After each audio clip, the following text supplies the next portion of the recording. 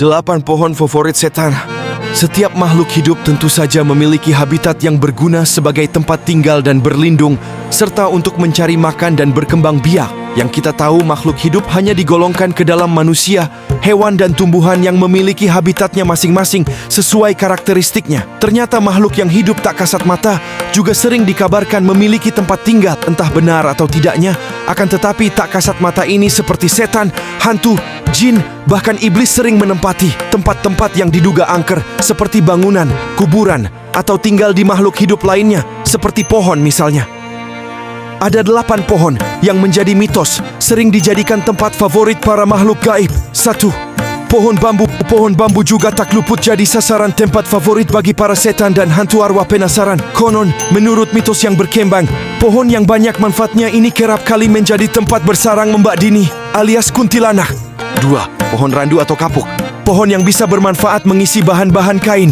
Bahkan bantal justru memiliki mitos mengerikan tentang tempat tinggal para hantu. Konon katanya pohon kapuk sering dijadikan tempat tinggal oleh hantu semacam genderuwo dan buto ijo.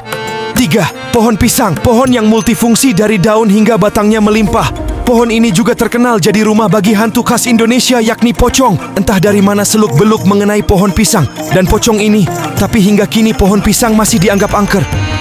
4. Pohon beringin. Pohon beringin. Pohon yang rimbun dengan banyak juntayan akar-akar kecil membuat pohon beringin memiliki nuansa sejuk. Namun, sungguh sayang pohon yang bisa menjadi pelindung manusia dari paparan terik matahari ini sering dianggap jadi tempat favorit para setan, terutama para roh jahat nan usil. Biasanya setan yang sering di pohon ini konon katanya kuntilanak dan para arwah penasaran. 5. Pohon asem. Pohon asem yang rimbun dan tinggi menjulang juga kerap dijadikan mitos jadi sarang terbesar dari bangsa jin, terutama para hantu korban kecelakaan. Entah dari mana sumber mitos ini berasal, namun hingga kini pohon asem malah lebih terkenal akan angkernya ketimbang manfaat dari buah asemnya yang sering dijadikan bahan bumbu banyak masakan. 6. Pohon sukun. Pohon sukun dianggap pohon kematian karena ada mitos mengenai pohon ini yang menyeramkan. Konon bagi siapa saja yang memanjat pohon ini harus sesuai hari baik, misalnya hari Rabu atau Kamis, karena bisa berakibat fatal jika menyalahi aturannya. Entah dari mana mitos ini, namun pohon sukun ini memang sering dikabarkan jadi rumah bagi para hantu.